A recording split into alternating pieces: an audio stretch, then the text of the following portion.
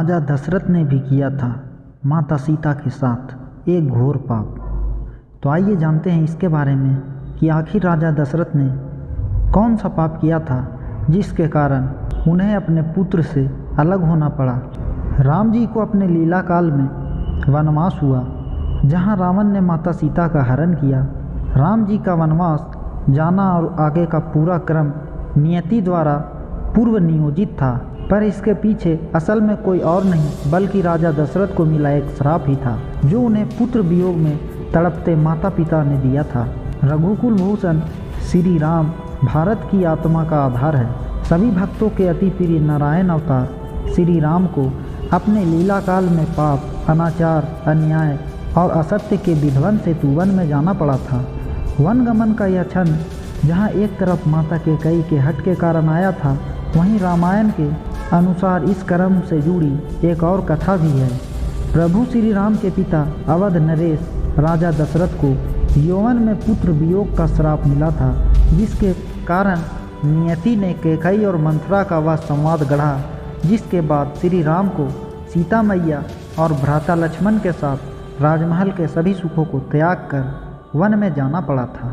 तो आइए जानते हैं उस श्राप की रोचक कहानी। एक समय की बात है जब शांतनु नामक एक सिद्ध महात्मा अपनी पत्नी के साथ धरती पर निवास करते थे। दोनों पति पत्नी धर्मपरायण थे, जिसके फल से उन्हें एक पुत्र की प्राप्ति हुई थी। माता पिता ने अपने लाडले राजकुमार का नाम श्रवण कुमार रखा। यह पुत्र अपने माता पिता का बड़ा ही आज्ञाकारी था। उम्र के साथ माता पिता ने अपनी दृष्टि खो दी, जिसके बाद पुत्र अपने माता पिता की सेवा में ही अपना दिन बिता देता था। उनके माता पिता की इच्छा थी कि वह चारों धाम की यात्रा करें। एक दिन अपने पुत्र से अपनी इसी इच्छा को व्यक्त करते हुए कहा, बेटा, हम दोनों को तीर्थ यात्रा पर जाने की इच्छा है, क्या तुम हम लोगों को पुण्य तीर्थों के दर्शन करवाओगे? माता पिता की इच्छा पूरी करने के लिए श्रवण कुमार ने हामी भर दी और उन्हें तीर्थ यात्रा हेतु ले जाने की तैयारी करने लगा। माता पिता को तीर्थ दर्शन कराने के लिए एक कांवर तैयार की तथा उन्हें उसमें बैठाकर तीर्थ यात्रा के लिए निकल पड़ा। भारत के विभिन्न तीर्थों में अर्चन करते हुए श्रवण अपने माता पिता को अवध क्षेत्र में ले पहुंचा। श्रवण के माता पिता को अवध क्षेत्र में प्यास लगी तो श्रवण ने उन्हें एक पेड़ की छांव के नीचे बैठा दिया और स्वयं सरयू नदी में पानी लेने चला गया। संयोगवश राजा दशरथ शिकार खेलने वन में आए हुए थे। जैसे ही श्रवण कुमार ने सरयू में जल भरने हेतु लोटा डुबोया, उसके स्वर ने राजा दशरथ का ध्यान अपनी ओर खींच लिया। उन्हें लगा नदी में कोई हिरन पानी पी रहा होगा, इसीलिए उन्होंने शब्द भेदी बाण चलाया जो सीधा श्रवण को आ लगा।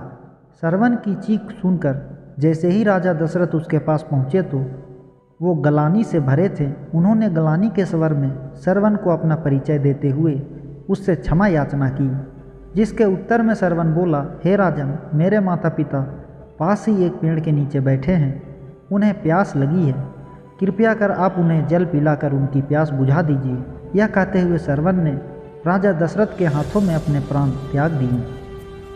राजा दशरथ श्रवण कुमार की हत्या से काफ़ी दुखी थे, परंतु हिम्मत कर वो श्रवण की अंतिम इच्छा को पूर्ण करते हुए जल लेकर उनके माता पिता के पास गए। माता पिता राजा दशरथ के स्वर से ही पहचान गए कि वो उनका पुत्र नहीं है। उन्होंने कुपित होकर राजन से अपना पुत्र का पता पूछा। इसके बाद राजा दशरथ ने रोते हुए सारा हाल कह सुनाया। अपने पुत्र की मृत्यु की खबर सुनकर उन्होंने राजा दशरथ को श्राप दे दिया, जिस तरह हमें पुत्र वियोग हुआ है, यही परिस्थिति तेरे साथ भी बनेगी। तू भी अपने पुत्र के वियोग में हमारी ही तरह अपने प्राण त्याग देगा। यह कहते हुए श्रवण के माता पिता ने अपने प्राण त्याग दिए, परंतु उनके श्राप के फल के कारण ही राम जी के वियोग में राजा दशरथ को भी अपने प्राण त्यागने पड़े थे।